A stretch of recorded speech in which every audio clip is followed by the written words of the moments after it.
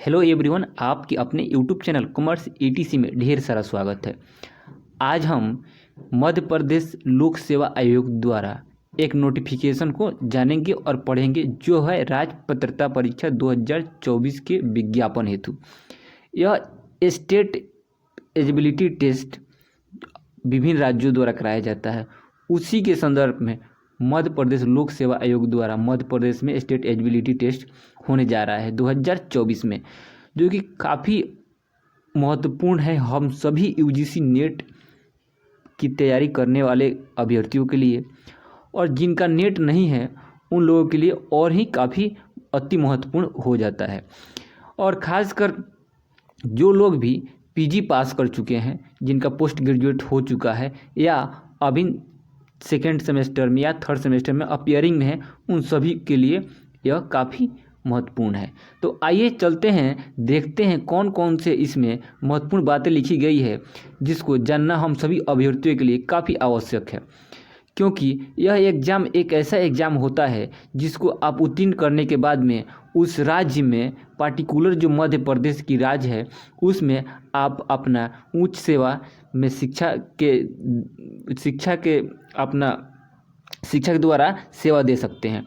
तो जिनका भी है अपना कि हाँ हमको उच्च शिक्षा में जाना है और जो भी लोगों को सपना है सहायक प्रोफेसर बनना है, उन सभी के लिए यह परीक्षा बहुत ही महत्वपूर्ण है। इसको आप ज़रूर दीजिए और ज़रूर इस वीडियो के माध्यम से देखिए और समझिए क्या क्या परीक्षा का पैटर्न रहने वाला है, कौन कौन से लोग इसमें अप्लाई कर सकते हैं। आइए एक एक करके उन सभी चीज़ों को जानते हैं और समझते हैं। सबसे पहले इस पे महत्वपूर्ण डेट जो दिया गया है उसको जानेंगे। तो इस फॉर्म का अप्लाई करने का जो डेट है वो 21 मार्च 2024 है, जो कि आप अपने मोबाइल के स्क्रीन के माध्यम से देख पा रहे होंगे। तो आइए हम कलम के माध्यम से समझते हैं। तो यह जो नोटिफिकेशन निकल के आया है, यह निकल के आया है 15 मार्च 2024 को। और परीक्षा जो ये कराया जाएगा उसके पहले जो आवेदन पत्र भरने का जो तिथि रखा गया है वह 21 मार्च से शुरू होगा, और इसका अंतिम तिथि यानी कि बिना विलम्ब फी के आप 20/4/2024 दोपहर 12 बजे तक इसको भर सकते हैं। यानी 20 अप्रैल तक आप इसका फॉर्म फिलअप कर सकते हैं। वही लोग जो लोग को विलम्ब शुल्क के साथ भरेंगे या किसी कारण से उनका फॉर्म फिलअप नहीं हो पाता है, लेट करते हैं या किसी प्रकार की त्रुटि हो गई है, तो उन सभी के लिए यहाँ पे रखा गया है 20/5/2024। काफ़ी लंबा दिन है, 5वां महीना यानी मई में तक रखा गया है। तो मैं आशा करता हूँ अगर आप एक सिंसियर कैंडिडेट हैं, आप अपना भविष्य को अच्छे तरह से देखते हैं और हर काम अपना टाइम से करना चाहते हैं, तो आपको 20/4/2024 से पहले आवेदन कर लेना चाहिए और उसके बाद अपना प्रिपरेशन में लग जाना चाहिए। चलिए बात करते हैं परीक्षा शुल्क की। परीक्षा शुल्क जो लोग भी मध्य प्रदेश के निवासी हैं उनके लिए 250 रुपये रखा गया है। जो मध्य प्रदेश से बाहर के निवासी होंगे उनके लिए 500 रुपये रखा गया है, और 40 रुपये अतिरिक्त पोर्टल चार्ज देना है। और ठीक उसी प्रकार मध्य प्रदेश के लिए जो लोग भी कैंडिडेट हैं उन लोगों के लिए भी रखा गया है। और बात करते हैं परीक्षा आखिर कब होगा, इसका तिथि क्या है। तो परीक्षा की जो तिथि होगी उसका नोटिफिकेशन जो है अलग से आएगा। यहाँ पे स्पष्ट रूप से लिखा गया है, आप देख पा रहे होंगे कि लिखा हुआ है कि यहाँ पे पृथक से घोषित की जाएगी परीक्षा तिथि। ठीक है, चलिए आगे देखते हैं। और इसमें क्या है कि जैसे जैसे विलम्ब फी होगा, जैसे जैसे आप त्रुटि को सुधार कीजिएगा, जितना लेट कीजिएगा उतना ज़्यादा रुपये लगेगा। देखिए यहाँ पर 25,000 तक रुपये पहुँचा दिया गया है, 3,000 तक है। तो आप इसको देख लीजिएगा, समझ लीजिएगा, और हम तो यहीं आप सभी से कहेंगे जितना जल्दी हो जाएगा उतना जल्दी फॉर्म को फिलअप कर लीजिएगा। चलिए इम्पोर्टेंट यानी महत्वपूर्ण बिंदु को देख लेते हैं। तो सबसे पहला बिंदु यहाँ पे बताया गया है राज्य पात्रता परीक्षा 2024 OMR आधारित ऑफलाइन पद्धति से की जाएगी। देखिए आज हर एक एग्जाम ऑनलाइन हो गया है, लेकिन स्टेट एलिजिबिलिटी आज के भी डेट में OMR सीट पे आपको कराया जाएगा, जो ऑफलाइन के माध्यम से होगा। लगभग 20 विषयों में आयोजित किया जाएगा। दूसरा पॉइंट, तीसरा पॉइंट, 2 प्रश्न पत्र होंगे, पेपर 1 और पेपर 2। यहाँ पे लिखा गया है प्रथम प्रश्न पत्र अनिवार्य है, जिसमें general paper on teaching research aptitude रहेंगे। वहीं पेपर 2 में ऑब्जेक्टिव क्वेश्चन रहेंगे, जो आपके अपने जो सब्जेक्ट होंगे, कॉमर्स वालों के लिए कॉमर्स, हिस्ट्री वालों के लिए हिस्ट्री, पार्टिकुलर जो सब्जेक्ट होगा वो रहेगा दूसरा आपका पेपर। और जो भी इसमें रहेगा एसर्शन रीजनिंग वाला क्वेश्चन हो सकता है, मैचिंग होगा, मल्टीपल चॉइस क्वेश्चन होगा, जो कि हम सभी यूजीसी नेट में जैसे देते हैं वैसा ही। चलिए बात करते हैं इसमें कि आवेदन ऑनलाइन पत्र जमा करने के बाद में वापस नहीं होगा, ना ही किसी प्रकार से आपको ऑफलाइन डॉक्यूमेंट भेजना है पोस्ट ऑफिस के माध्यम से। और देख लेते हैं क्या क्या इसमें इम्पोर्टेंट है। तो इम्पोर्टेंट जहाँ भी हम बात करते हैं कि वो यूजीसी नेट का फॉर्म फिलअप करने का बात हो या असिस्टेंट प्रोफेसर की बात हो, एलिजिबिलिटी क्या रहने वाली है। तो एलिजिबिलिटी जो रहने वाली है उसके बारे में हम पढ़ लेते हैं और समझ लेते हैं।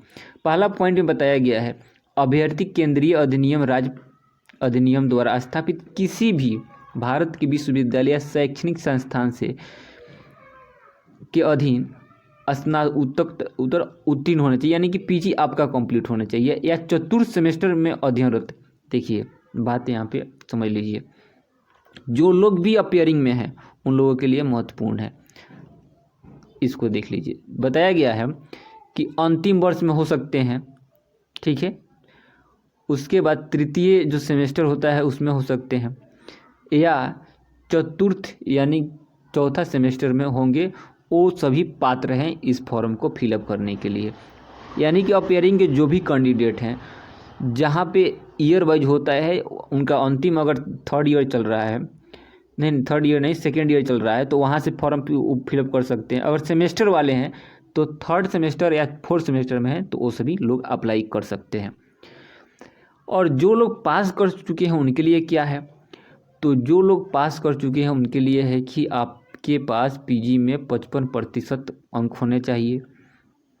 और वहीं जो लोग अन्य पिछड़ा वर्ग से हैं, अनुसूचित जाति से हैं, अनुसूचित जनजाति से हैं, केवल मध्य प्रदेश के लिए आरक्षण लागू होगा, तो उनके लिए 50% अंक का होना आवश्यक है। और दिव्यांगजन के लिए भी, ईडब्ल्यूएस के लिए जो भी कैटेगरी में आएंगे जो लोग, उनका भी 55% मार्क्स होने चाहिए, ठीक है। चलिए आगे बढ़ते हैं और क्या इम्पोर्टेंट है उस सभी को देख लेंगे। वही में क्रीमी लेयर की बात क्या कहा गया है, ओबीसी एनसीएल, तो इस सेंट्रल का तो है नहीं, स्टेट का है, तो केवल वहीं के जो लोग होंगे ओबीसी एनसीएल, उन्हीं के लिए यह अत्यंत ज़रूरी है कि वो लोग अपना बनवा के आवेदन करेंगे। जो लोग उस स्टेट से बाहर हैं उन लोगों के लिए कोई रिजर्वेशन नहीं रखी गई है। आप जनरल में जाएंगे तो इसको जानने की ज़रूरी नहीं है। परीक्षा परिणाम की घोषणा, तो इसमें भी कुछ खास समझने वाला चीज़ नहीं है। चलिए अब देखते हैं। देखिए आप सभी जैसे कि जानते हैं कि परीक्षा का पैटर्न में दोनों मिला के 40% और 35% बात रहती है कि हाँ आप इतना ला देंगे तो पास हो जाएंगे, नहीं। तो ऐसा सिर्फ ये मिनिमम कैटेगरी होता है, ज़्यादा से ज़्यादा लोग लाता है तो उसके अनुसार कट ऑफ बन जाता है। इन मिनिमम रखा गया है जनरल के लिए 40% और रिजर्वेशन कैटेगरी में जो लोग आएंगे उनके लिए 35%। देखिए यहाँ पर बताया गया है कि यूजीसी नेट की प्रक्रिया के अनुसार आयोग राज्य पात्रता परीक्षा 2024 के पाए अभ्यर्थियों को ऑनलाइन पत्र के समय दी गई जानकारी के आधार पर इलेक्ट्रॉनिक प्रमाण पत्र जारी करेगा, यानी इलेक्ट्रॉनिक प्रमाण पत्र यहाँ पे जारी किया जाएगा। जिन अभ्यर्थियों ने आवेदन दिनांक तक शैक्षणिक योग्यता अर्जित नहीं की है एवं राज्य की पात्रता उत्तीर्ण कर लिया है तो उन्हें प्रोविजनल इलेक्ट्रॉनिक सर्टिफिकेट जारी किया जाएगा। वो उन लोगों के लिए है जो लोग पास कर चुके हैं। आइए जान लेते हैं कि कौन कौन से शहर में इसका सेंटर रहने वाला है और वहाँ पे परीक्षा आयोजित कराई जानी है। तो शहर भी लिखा हुआ है और कोड। तो मध्य प्रदेश के अधिकतर जिलों में रखा गया है, जैसे इंदौर, भोपाल, ग्वालियर, जबलपुर, रीवा, सतना, सागर, उज्जैन, नर्मदापुरम, खरगोन, रतलाम, इन सभी जगहों पे सेंटर रखा गया है। आप अपने अनुसार, अपने सुविधा अनुसार शहर को चुन सकते हैं। नीचे बताया गया है कि आवेदक शहर, परीक्षा शहर सावधानी पूर्वक अपना आवेदन में दें। परीक्षा शहर किसी भी स्थिति में बदला नहीं जाएगा। अगर किसी प्रकार से अभ्यर्थियों की संख्या कम या ज़्यादा होता है तो वो लोग अपने हिसाब से चेंज कर सकते हैं, पर आप नहीं कर सकते हैं। परीक्षा की योजना यह पूरा का पूरा ऑफलाइन होगा। इसमें 2 प्रश्न होंगे, प्रश्न पत्र 2 होंगे, पेपर 1 और पेपर 2। ऑब्जेक्टिव टाइप पद्धति होंगे, यहाँ पे बताया गया है। वहीं फिर बताया गया कि पेपर 1 में 50 क्वेश्चन होंगे और टोटल उसका मार्क्स जो होगा 100 नंबर होगा। पेपर 2 के 100 क्वेश्चन होंगे और टोटल जो उसका मार्क्स होगा 2 होगा। दोनों को मिला कर टोटल जो कुल अंक होगा वो 300 होगा और पूरे 3 घंटे यानी 180 मिनट के टाइम देकर आपसे परीक्षा लिया जाएगा। हमको लगता है कि जितना हम यहाँ पे कवर किए हैं, लगभग इम्पोर्टेंट चीज़ों को कवर कर लिए हैं। नीचे और देख लेते हैं इसमें क्या क्या। कट ऑफ का बात है तो कट ऑफ इस हम देखने वाला चीज़ अभी नहीं है, क्योंकि एग्ज़ाम हो जाने के बाद में पता चलता है कि कितना पेपर का लेवल कैसा था, उसके हिसाब से कट ऑफ आता है। हाँ, यहाँ पे परीक्षा का माध्यम जानना ज़रूरी है। प्रश्न पत्र दोनों में होगा, हिंदी और अंग्रेजी में होगा। भाषा विषय का प्रश्न पत्र भाषा में होगा, जैसे संस्कृत में ही होगा, उसमें इंग्लिश नहीं आएगा। हिंदी में होगा, उसका इंग्लिश नहीं आएगा। इंग्लिश को इंग्लिश में ही होगा, इंग्लिश और हिंदी नहीं होगा। तो यहाँ पे इसको जान लेना ज़रूरी था, क्योंकि अलग अलग बैकग्राउंड से यहाँ पे अभ्यर्थी लोग फॉर्म अपना फिलअप करेंगे, तो उनका हिंदी इंग्लिश से रिलेटेड अपना जिसमें उनका सहूलियत होगा वहाँ पे प्रश्न को अपने अनुसार बनाएंगे। और ये वेबसाइट बताया गया है कि इस वेबसाइट पे जाके आप आवेदन कर सकते हैं। आवेदन करने के लिए कुछ सूची बनाया गया है, इसको आप आवेदन करने से पहले जांच कर लेंगे, देख लेंगे। चलिए देखते हैं और क्या है इसमें। तो पेपर 1 के लिए बताया गया है, केमिस्ट्री साइंस के लिए लोग का अलग पेपर होता है।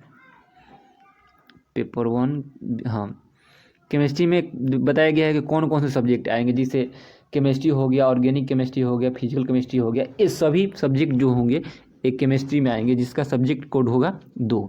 और पेपर 1 जो है सबके लिए कॉमन होता है, उसका कोड है 1। चलिए देखते हैं। कॉमर्स के लिए कोड रहेगा 3। ऐसा ही आप कोड को देख लीजिएगा, नहीं तो वीडियो लंबा हो जाएगा। हर सब्जेक्ट को अगर देखा जाए तो पूरा 20 सब्जेक्ट यहाँ पे रखा गया है, आप देख लीजिएगा। मान्य है कॉमर्स के लिए, जैसे एमकॉम मान्य होगा। लाइब्रेरी साइंस के लिए इंग्लिश मान्य होगा। जो भी लिटरेचर है, जिनका हिंदी इंग्लिश है, संस्कृत है, उनका मास्टर ऑफ लिटरेचर रहेगा। ठीक उसी तरह एमएससी साइंस रहेगा, मास्टर आर्ट्स रहेगा। यानी कि जो पीजी का सब्जेक्ट है और पीजी की एलिजिबिलिटी है, उसके बारे में बताया गया। तो मैं आशा करता हूँ कि आपको इस वीडियो के माध्यम से एक नई इन्फॉर्मेशन मिली होगी, नई सूचना मिली होगी, और इस सूचना से आप ज़रूर ही लाभान्वित होंगे। आपको ज़रूर ही इससे कुछ लाभ मिलेगा। अगर आप चाहते हैं कि इसी प्रकार से हम वीडियो को बनाएं और इस चैनल के माध्यम से आप सभी को दिखाएं और समझाएं, तो हमारे चैनल को सब्सक्राइब कीजिए अगर सब्सक्राइब नहीं किए हैं तो, और वीडियो को शेयर कीजिए और लाइक कीजिए हमारे चैनल को, ताकि हमें भी मोटिवेशन मिले इस काम को करने में, और लगे कि हाँ कुछ अच्छा कर रहे हैं, लोगों का हमें सपोर्ट मिल रहा है। तो आइए चलते हैं, फिर किसी अन्य वीडियो में मिलेंगे, आपको नई नॉलेज के साथ, नई जानकारी के साथ आपके बीच साझा करेंगे। तब तक के लिए आप सभी को हमारे वीडियो पर समय बिताने के लिए बहुत बहुत धन्यवाद।